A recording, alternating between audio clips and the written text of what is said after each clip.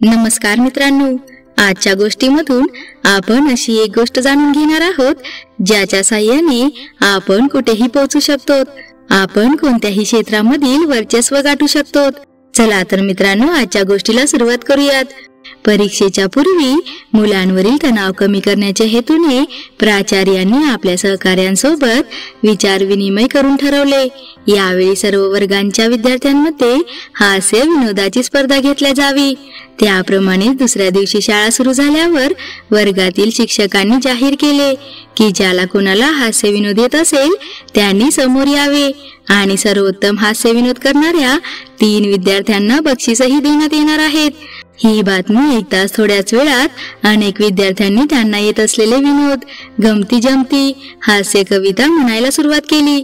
मुलांचा हा विनोदरूपी अवतार पाहून प्राचार्य आणि शिक्षकांना तर आश्चर्यच वाटले की गेल्या अनेक दिवसांपासून परीक्षेच्या तणावाखाली असणाऱ्या विद्यार्थ्यांच्या चेहऱ्यावरून तणाव अचानक निघून कसा गेला. काय आपल्या शाळेतली ही मुले आहेत जी परीक्षेला घाबरून असतात. तितक्यात सायलीचा नंबर आला. तिला स्टेजवर आपली कला सादर करण्याची संधी देण्यात आली. सायलीने एक विनोद सांगताना म्हटले, एकदा एका उंदराने सिंहणीला म्हटले, मी तुझ्यावर प्रेम करतो आणि लग्न करण्याचा बेत आहे. सिंहणीला भलताच राग आला होता. ती सिंह गर्जना करीत म्हणाली, कोण रे तू कुठला? लागलास माझ्यासोबत लग्न करायला? आरशामध्ये आपलं थोबाड पहा जरा, तुझी अवकात कळेल तुला. यावर उंदराने म्हटले, अवकातीचे जाऊ दे ग, माझी हिंमत तर पहा. उंदीर असताना सुद्धा तुला लग्नासाठी मोठी ऑफर देत आहे. सायलीच्या या विनोदावर मुले तर हसलीच, पण शिक्षक वर्गही खदखदून हसला. काही वेळाने ही स्पर्धा संपल्यानंतर शिक्षकांनी कोणाला बक्षिसे द्यायची याची आपसात चर्चा केली. पहिले आणि दुसरे बक्षीस प्रदान केल्यानंतर तिसऱ्या बक्षिसासाठी सायलीला बोलावले. सर्व कार्यक्रम संपल्यानंतर सायलीने दबक्या आवाजात तिच्या शिक्षकांकडे तक्रार केली की माझ्या विनोदावर तर सर्वजण पोट धरून हसले होते, मग मला तिसऱ्या नंबरचे बक्षीस का बरे दिले आहे?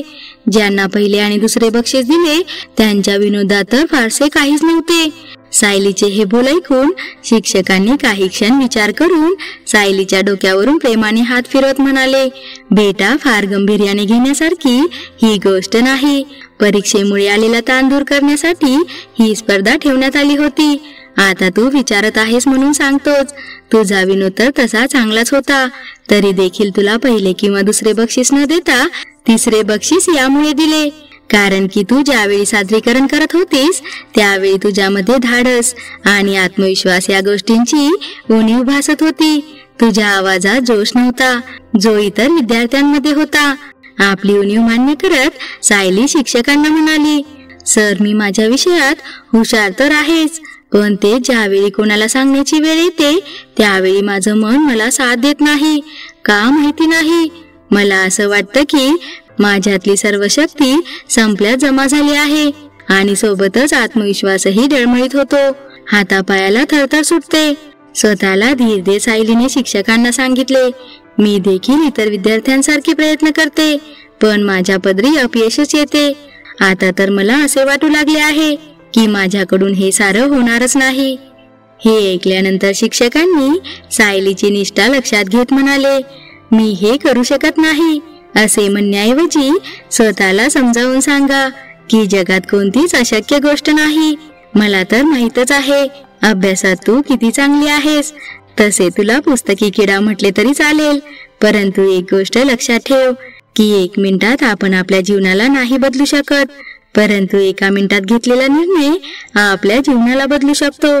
म्हणून जीवनात कधीही निर्णय घेताना घाई गडबडीत नाही तर विचारपूर्वक घ्या. अपयश पचवत पुढे जाण्यातूनच यशाचा मार्ग तयार होत असतो. कसले साधन नाही म्हणून व्यक्ती अपयशी ठरतो असे नाही, तर त्याच्यात नसणाऱ्या हिमतीमुळे तो होतो. एक म्हण तर तू ऐकलीच असशील की दूध नासणे या प्रकाराला ते घाबरतात ज्यांना रसगुल्ले बनवता येत नाहीत. ज्या लोकांचा दृष्टिकोन सकारात्मक असतो ती माणसे यशस्वी तर होतातच, पण आनंदी देखील असतात.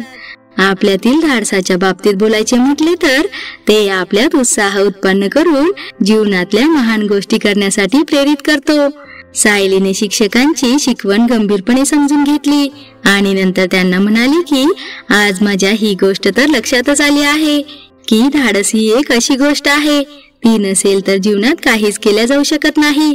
कोणत्याही यशाचे हेच रहस्य असतं की कोणत्याही अडचणीमध्ये ध्येय न खचता टिकून राहिलं पाहिजे. आपलं धाडस हेच आपल्या यशाचा आधारस्तंभ ठरत असतो.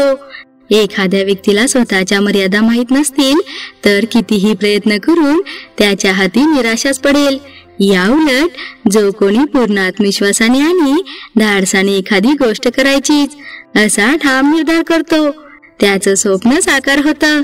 शिक्षकांचा सल्ला ऐकून सायली एक गोष्ट समजली होती की धाडसी व्यक्ती जीवनात निराश तर होतच नाहीत, उलट येणाऱ्या कोणत्याही संकटांचा सामना करीत पुढे जात राहतात.